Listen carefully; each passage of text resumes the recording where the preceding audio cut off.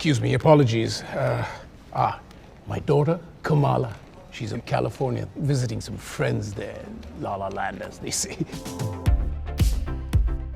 Hey, welcome back to ScreenCrush. I'm Ryan Airy, and let's talk about Daredevil Born Again episodes 5 and 6. Now, these episodes finally gave us what we've been waiting for, the return of Daredevil and 2 MCU cameos. So I want to talk about these cameos and whether or not they worked, and later I'm going to hear from 2 Daredevil superfans, comedian Mike Lawrence and Doug's attorney, Mike Mazzio. Guys, we are now on all of your favorite podcast platforms. We are liquidating a lot of our old stuff, plus we have Daredevil parody merch and this new The Thing shirt in the style of John Carpenter's The Thing. Links are below. So all season long, I've been really vocal about how I think this is, so far, one of the all-time best Marvel Disney Plus shows. It feels like one of the few shows that feels like an actual TV show and not a mini-series or a chopped-up movie. The last couple episodes really doubled down on what makes the show great. The fight sequences, the suspense, and all the incredible subtlety that Vincent D'Onofrio pours into the Kingpin. And episode 5 is the kind of episode we never get on Disney Plus. It was a bottle episode that put a superhero in a classic conundrum. How does he help people without revealing his secret identity? Now, other shows like Moon Knight use this long-form storytelling model that makes these kind of standalone episodes impossible to pull off. But I love episodes like this. Back when TV shows were 26 episodes in a season, we got a lot of filler. And the filler episodes are where you really got to know the characters. That's where we found out that William Riker played the trombone, or that Phoebe can't run. I did think that episode 6 seemed like it should have been a two-parter with episode 4. I mean, 4 ends with Matt practicing his Daredevil moves on the roof, so it would have been natural to see him suit up in the following episode. Now, my one nitpick with the show so far is that I would really like to see it connect more to the MCU. I mean, the example for this is the hole in episode 2. That hole should have been from some superhero battle, and all it would take is a quick mention. Hey, what was Ant-Man even doing in New York? You know, something like that. So in these episodes, we get 2 clunky as hell connections to the MCU. So I'm going to explain what I didn't think worked about them, then we're going to hear from Mike Lawrence and Doug's attorney Mike, and then I'll tell you the obscure MCU cameo that I think this show needs. So first of all, Yusuf Khan is a really fun character, and Ms. Marvel was a breath of fresh air, in part because it's so rare for superhero stories to embrace their entire family. I mean, Blue Beetle pulled off the same trick, and it was one of the best DC movies in years. I like Batman stuff. Batman's a fascist. And Yusuf was overall a welcome addition to the episode, except they really felt like they had to keep reminding us of who he was. He awkwardly brings his daughter up into conversation even more than real-life fathers bring up their daughters in conversation. Anyway, this is my daughter, Portia. And he has this Ms. Marvel Funko Pop. Like, Marvel used to leave Easter eggs like the Funko Pop in the background for us to find. You know, like how Steve's monkey drawing from First Avenger is on his desk in Civil War. But now they think they have to have characters pick up the Easter egg and talk about it. Miss Marvel? Mm-hmm. I'm not sure I'm familiar. This is her, right here. A custom-designed Funko in her honor. But that aside, he fit into the episode really well. The Swordsman, not so much. So the Swordsman is an actual important character from the Hawkeye comics. He is the villain who trained Hawkeye, and eventually he becomes a hero, and he marries Mantis so she can give birth to Space Jesus. Long story. In Hawkeye, he was played by the great Tony Dalton, who really shines in Better Call Saul.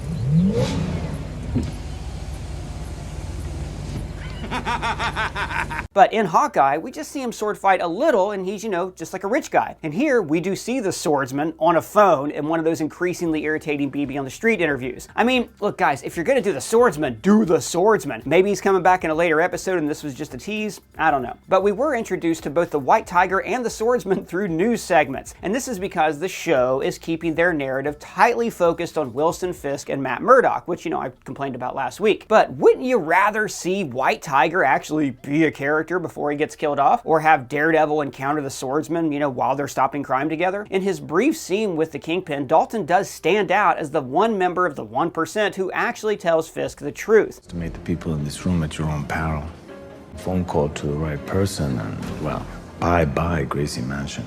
But this is very much the kind of cameo where they go, we need a rich guy, let's see, call Tony Dalton's agent. But isn't that why we had Darcy and Jimmy Woo in WandaVision? Yes, but then they were ongoing cast members of the show. I mean, this just doesn't seem as well planned out as WandaVision was. But I did think that there is an obscure cameo this show could use to really connect this show to the MCU in a way that would also bolster the story that they're telling. But before I tell you about that, I want to hear from Mike Lawrence and Mike Mazzio, Doug's lawyer. All right, so we have a special one here for you guys. We have comedian Mike Lawrence from the Nerd of Mouth podcast, and of course, Mike Mazzio, comedian and Doug's attorney. Mike Lawrence, what were your thoughts on these 2 episodes? I thought it was the best of times, it was the blurst of times. To paraphrase The Simpsons, I thought episode 5 was the best episode they had done so far, and I think one of the best hours of Marvel television. And I thought episode 6 was a mess that you could not see the corporate fingerprints all over it. It was just so rushed, and it felt like 3 episodes of stuff in one episode. And I just think, like, what I loved about episode 5 was we got to see who Matt Murdock, the hero, is, that he genuinely cares for people. He did Arkham stealth takedowns, which was awesome as a Batman fan. Like, I felt like I was like playing Arkham Asylum, and like if he died, that Irish guy would just say a different U2 song to taunt him, like, I'm gonna send you where the streets have no name. But I love the part of the fight where he caught the shotgun too before it went off. Like, he did that twice. He kept the weapon down. I appreciate little details like that in fight sequences. Yeah, and when he just smacked the guy in yellow, that's the easiest way to distinguish these dudes is their hoods. When he smacked the guy in yellow against the wall, like, that he could be effective. He didn't need to beat people up more than what was needed. I just thought it was a really great episode. And I was like into it the whole time. Like, I liked the hostage negotiator. I liked the main bad guy. It was just really fun. I mean, even the Protestant St. Patrick's Day thing, and this episode had a humanity to it that I don't think Marvel properties often do. It felt like it was written by a person. Yeah, I mean, it felt like a real episode of television, Yeah. like I was saying earlier. I want to touch on episode 6 real quick before we go over to other Mike. Sorry, Mike, you ended up being other Mike, but just it comes from being in a second. I'm really sorry. Totally okay being other Mike when the first Mike is Mike Lawrence. Totally okay. Oh yeah, you guys have never met before, right? No. Not you two, but okay. Although I did take a class that you taught one time, and it was awesome. Oh, nice. Oh, there you go. Was it free, or did you have to pay? It was free. It was free. Yeah, okay. It was free. Yeah. Nice. Okay, well, there you go. We So you just know said- that he's not just, he's not lying about it then, if he said it. We So, just said a lot about each other. No. No, that's fun. Yeah. So And- with episode 6, you said you could, oh, go ahead. I was gonna say whoever wrote episode 6 should have taken that class. Okay, so speaking of which, from your point of view, as a bunch of people writing it, sounds like you say corporate fingerprints on it. Do you think this is this mishmash you're talking about? Are you thinking that's from when they did the rewrite? You know, like they had the series done, then Marvel came in, reworked stuff. So because some of the reworking, like adding the Bullseye fight and Karen and Foggy in episode 1, I think really worked. Yeah. What is it about this that made it feel like it was Tony Dalton? What do you got? No, it has nothing to do with Swordsman. I mean, to me, it's the complete build-up, reveal, and apprehension of Muse in one episode. I think he's a really fascinating... He got away, though. They didn't capture him. Yeah. It felt like he did. He certainly He got away at the end, whether you say it felt like it or not. He did get away Okay. so he could save Angela. All right. But anyways. keep going. Okay. No, you're right. But it still felt like it was too early. Like, the whole thing, too, was he's not going to be Daredevil again. And he immediately becomes Daredevil. And for a good reason. Oh, a guy killed 60 people. I should probably be Daredevil. I don't know. I like the fist stuff a lot more here. It's just the Muse stuff. I think in the comics that was the Charles Soule run is when Muse is in there. I love the idea that, like, there is a new type of evil that even Kingpin doesn't understand. Mm-hmm. Like, everything Kingpin has done has been for a reason, has been for business, right? This guy just kills for fun. Well, he kills for his art. I mean, Muse has so many layers to him that are just so interesting, and that he sees himself as the hero. Again, I get what you're saying. It feels rushed. I personally wish he had powers, but like he does in the comics, where his power is he can avoid sensory detection, because it makes him the perfect foil for Daredevil, because Daredevil can't see his art and he can't perceive Muse. Mike, I'm sorry, we're just going on and on here. What were your thoughts on it? Let's start with episode 5. What'd you think? You're all good. Episode 5 I thought was great. I really liked to see Matt in a grounded situation without, obviously he has his superpowers, but he didn't have, all of his other Daredevil accoutrement. He didn't have his cane or anything, but he was able to kind of do it almost felt like Die Hard, like using the things around him He even used the little butterscotch candy at the end as like the decoy jewel. I thought that was cool. Yeah. He takes his cane apart and used that to beat up the robber in the alley. I also thought it was great that he grabbed a random mask and put it on, and it just happened to be the red one. That was awesome. Because he wouldn't know. Yeah. Yeah, no, he would have. And Yusef Khan was definitely his Reginald Vell Johnson. Yeah. Yeah. Slash Angie Kim. But instead of Twinkies, he had butterscotch candies. I really liked all of that. Like you said, the stealth mode stuff, catching the shotgun before it falls down the stairs to not alert the other robbers, and him kind of pulling a heist. He's like, oh, all these people put all these months and hours into prepping and studying the vault and everything, and Matt Murdock just walks up and puts his ear next to it and opens what did he say? It was like a 4-tumbler cylinder safe. I don't know. It was supposed to be a super uncrackable safe, and he does it. Yeah, J519, whatever it was. Yeah, he can't even see the numbers on the dial, but he still just knows just by listening to it. It's just awesome. Like, cool Daredevil, like, flexing on everybody in this bank robbery scenario.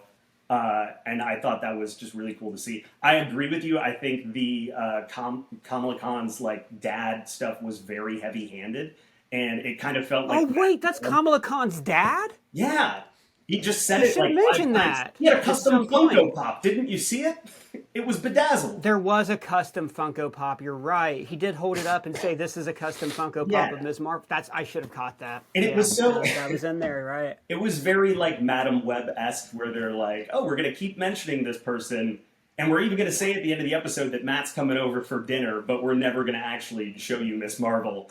But they had a good excuse. He said that she was in LA with some friends, which could be a potential setup for, I don't know, like, Young Avengers, West Coast Avengers, some combination of the two, something like that. We talked about that in our Easter egg video. Yeah, she could be going out there to see Bruno at Caltech, but while she's out there, go see Cassie Lang up in San Francisco. Yeah, there's a lot of stops along the way. They can go into the land that used to be Tony Stark's mansion on the cliffside and rebuild it. I don't know, something like that. But it was, a cool nod, but I thought it was a little too heavy-handed. It's like, yeah, okay, we know who this guy is. And if you don't immediately know who he is, then you're not going to appreciate the Easter egg anyways, so it doesn't need to be so, like, blatant and in your face. But it also made me question why Matt went to the bank in the first place, right? Like, he's asking for a loan, but as we discussed on a previous talkback, he's kind of changed his practice now, and he's representing these well-to-do, high-end clientele, and it seems like this new firm, Murdoch and Associates, is going well. So I thought maybe it was possible that he knows that Kamala Khan is Miss Marvel and was possibly going there to do a little recruiting or to like keep tabs on local vigilantes because maybe he's worried about the vigilante task force and Fisk. But no, it just seems like he was just there to get a loan. So yeah, I don't think they're thinking quite that far ahead yet. As far as like, I'll talk about that later on, like ways I think they should tie these cameos in better, which I do want to ask you guys about. But first, what were your thoughts on episode 6? Episode 6, I really liked. I really liked the stuff with Muse. I do think you're right. There was a lot of stuff all jam-packed into it, but it touches on a lot of important themes and topics in the show, and I think it's kind of like a mid-season reset for like what the remaining episodes are going to be like. So it's like, okay, we did all of the Matt as a lawyer stuff. We had kind of like an Irish cultural heritage episode with the bank robbery, which is something that Marvel has liked to do with the TV shows. And now they're like, and now we're going to get back to him really being Daredevil. We're going to show you him in the suit. We're going to show you him fighting Muse in what I thought was one of the best fight scenes that I've seen in any Disney Plus show. Just really, really, truly an amazing fight just between the two of them. And yes, I love the intercutting between him and Kingpin Kingpin fight Adam. Not just like the similar moves, but I've talked about this all season in our Easter egg videos about how those two are mirror opposites of each other, and they really play that up in the Netflix series and in this one, which is why there's only 2 protagonists in the show. We don't get to see any other side characters. Yeah. But, sorry, keep going. A word on that fight too. I thought it was so funny that like Fisk gives him this big speech about fighting guys bigger than him and that he always like needed an equalizer, and then he throws him an axe, which probably for anybody else is a deadly weapon, but I think Kingpin could probably snap that axe handle like over his knee. So he's really just giving Adam the false sense of you could maybe win this fight. Maybe. Also an artist, a visual artist who's malnourished, like, right. Like yes. The guy had no chance anyways, but it's like, what was he gonna do? Like, he should have given him paper mache, and he could have made like a gun.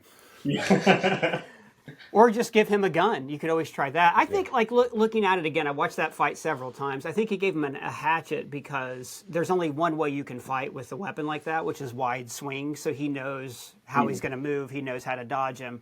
Whereas if you'd given him, I don't know, a sword, like the swordsman was shown wielding, then that would have been different. So let me ask you guys about this cameo thing. So I've been, all season long, I've been like, gee, I wish this tied in better. I wish the hole would have been put there by Spider-Man instead of a random hole placed in the city. With this episode, I finally got my cameos, but I thought, like, again, he was Kamala Khan's dad, right? I thought that was a little bit clunky. And I thought the swordsman was cool. You got to have a rich guy in there bringing Tony Dalton, but is he going to be back? Is this all we're going to get? I'm tired of heroes being like shown on news clips, like the White Tiger. Mike Lawrence, what did you think about the way we got these cameos and how they're tying this in? Is it a gentle touch? Is it not enough? Where are we at? I thought the Youssef one worked better. It's like, if you're going to have a guy there and, you know, he's a banker, you might as well make it somebody. I agree the references got egregious. You could have taken 2 out and there would have been enough. But I thought the idea that, like, I mean, even though, this guy has a daughter with, like, these, you know, quantum bands and stuff, he still very well may get shot in the head and she's not coming to save him. Like, there's a very dire stakes there. And I liked that. The swordsman thing, I didn't care about as much. It's also, like, the problem is, like, who's a vigilante and who's a superhero, right? Because in this universe, the Avengers are beloved. There are government-sanctioned teams. Captain America has his own musical. Like, and then there's, like, but there's this vigilante class that is seen as, like, less, like, respected and improper. And, I mean, I guess they're trying to say... Because they hide their identities, is why. Yeah, but, I mean...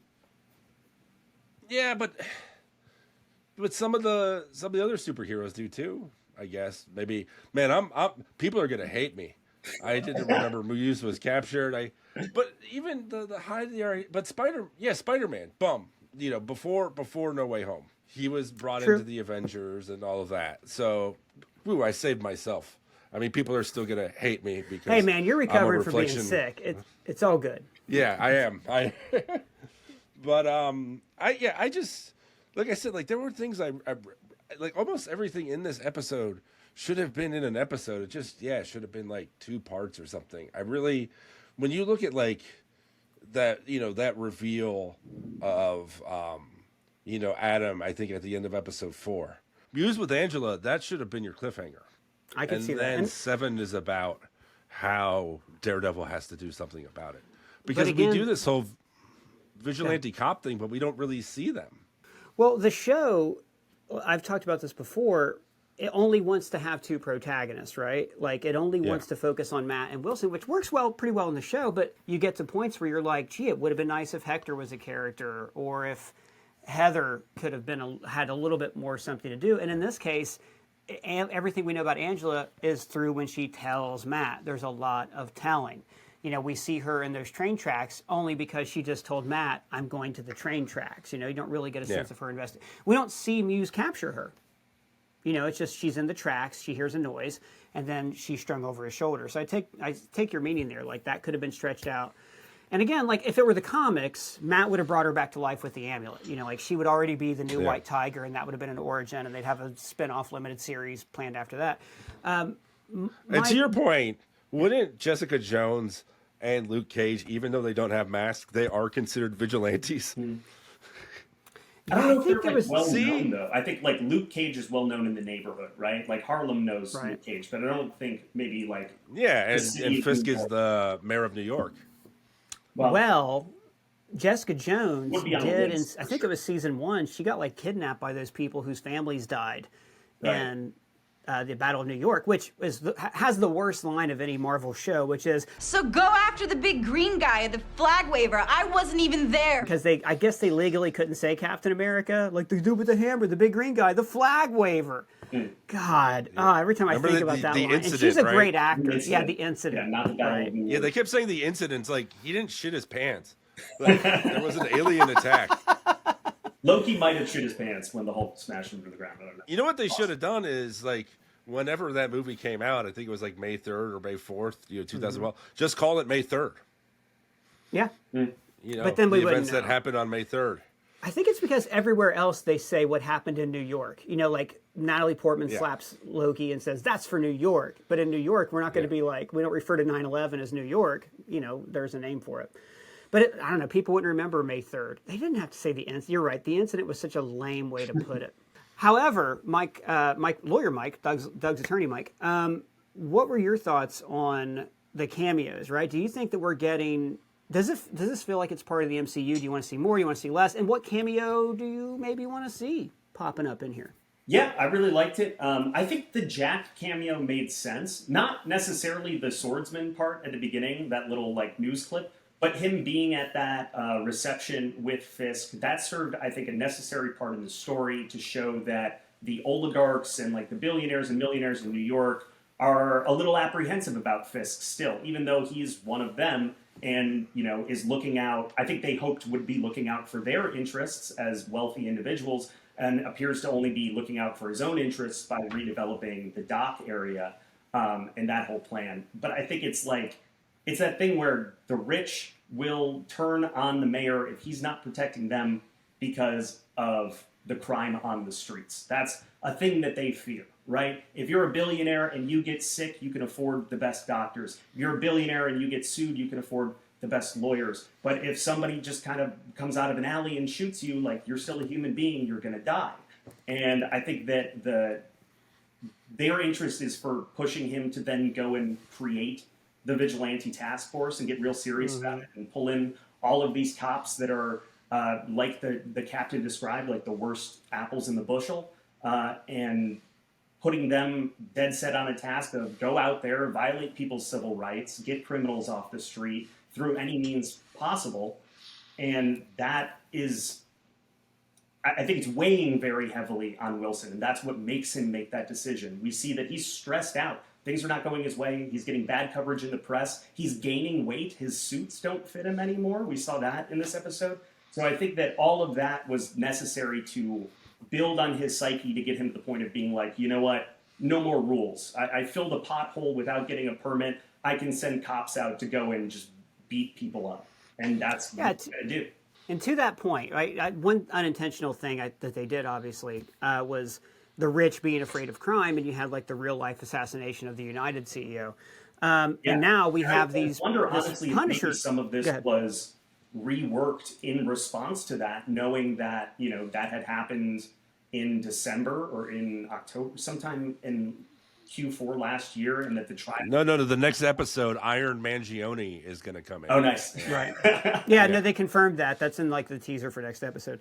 So to that point, though, as far as like life imitating art, you know, you know the legal system. What do you think they're doing with Fisk's task force? And because isn't there like a subculture of some police that I know there's like the guys with Punisher tattoos, but where are they drawn from real life there? Yeah, the quintessential cop with the Punisher tattoo has become kind of a bad joke at this point, but it's a real thing that we have seen in the last few years being uncovered by the DOJ of the previous administration. Did a wide-reaching report looking at a bunch of police departments and found that some of them, I can think of two big examples off the top of my head. In Los Angeles County, their sheriff's department, each one of their stations had a different, kind of gang tattoo that they would all have, and that they would compete against each other for arrests, and that competitiveness and, kind of mob mentality led them to violate a lot of people's civil rights. And then when you think about, so that's one side of it with the tattoo and kind of the mentality of that as a police officer that maybe is not as concerned with upholding the law and more concerned with doing what they think is right, those people that think they're embodying the Punisher when they're not. And then the other side of it is like a task force. What does a special task force mean? Well, a lot of the times these special task forces get permissions that other cops don't have. They get to, skip the line or not have to do as much of the paperwork or the other things that they would have to do in order to carry out their missions. They get extra equipment and like military style gear in order to carry out their missions. It can lead to them being particularly cruel to the people that they police. And one of the best examples of this, well, really a horrible example of it, is what happened to Tyree Nichols in 2023 in Memphis. That Scorpion Squad, they called them. They took some of the most aggressive police officers and put them all into a task force to go out and crack down on drugs and violent crime. And they ended up dragging an innocent man out of his car and beating him to death in the middle of the street. So, this is an art, right? This show is art, but it does reflect life. It does touch on some very serious issues. And when you have a main character like Daredevil, who is a lawyer, of course, one of the big criticisms that's going to be touched on in this show is the litany of problems in our criminal justice system. Yeah, I mean, they in episode 4, I got really tired of hearing the phrase "the system," "the system," "the system." For a show that I like so much, I do complain about it a lot. But Mike Lawrence, there's also a lot of telling in this show and not a lot of showing. Again, I'm not going to dive too deep into the BB on the street stuff, but I'm really tired of it. Like, I'm really tired of just hearing people say things and not really seeing it backed up. It's just like getting these little sound bites that don't really bring us anywhere. But I want to talk about the Charles Soule run, right? Where during Mayor Fisk, there was this vigilante task force. What do you remember from that run that you think they could adapt into this story for season 1 or season 2? I mean, it could continue on after this. I mean, the Muse stuff was my favorite part of it. It was pretty great. I thought it was really cool, and I thought it, even in the comics, it ended abruptly, because it is hard to make a new, compelling villain for a character. And it's like, if it works and there's like heat there, like that was the thing. Like, I liked the news things because they were building up who Muse is and all of that. That's where I was like, in this episode, like, you just show the 2 girls, right? Or you just, and you have people saying it's not safe to go out on the street. If there's a parade or some public function that, I mean, because we know this happens in real life. If there's riots, if there is serial killers, right? The son of Sam, people stayed in. And that was like, this is a dude who's killed 60 people. And nobody noticed. Yeah. And yeah, like, I think it's interesting when, like, I think they do touch on that a little bit with Angela, but I don't think they get into it fully enough. Or at least I would have liked to see Matt wrestle with that a little bit more. And like, you know what? No, like, it was also weird. This is me being really nerdy, but that's why we're here. He knows that she's in peril, and he's like, "Yeah, man, but I gotta do the Billy Club pose." Like, it actually would have been quicker to get like in a cab or take the train. But he's like, I got to do my fan service Billy Club pose. Yeah, well, he doesn't live in Hell's Kitchen anymore. That stop that they show on 66 is really close to Lincoln Center and Hell's Kitchen. Does he say where he lives? Because now you've got me wondering, like, well, at that point, he probably should have just taken the train down. Because I don't know how fast Daredevil... She was on the Q line, right? No. She was on West Side. Well, look, I don't know what line she was on, but they showed the red line, which is on the Mike and I. Yeah, you're right. Yeah. Well. But that doesn't mean she was in there. That's the thing. Like, again, with the BB stuff. And look, I got to tell you, man, I loved when they introduced BB Urich, because I hated that they killed Ben Urich in season 1, because I love Ben Urich as a character. He knows Matt's Daredevil. And I want to see her investigating this stuff. I want to see her doing things. I want to see her be a main character in the show. And to just get kind of, oh boy, it's not safe out here. Or there's that really awful soundbite where the guy was like, evil versus evil, good versus good. I was like, nobody talks like that. Come on. Like, if you stop a New Yorker on the street and say, hey, what do you think? Like, they're not going to say that. They're going to say, get the fuck out of my face with that microphone.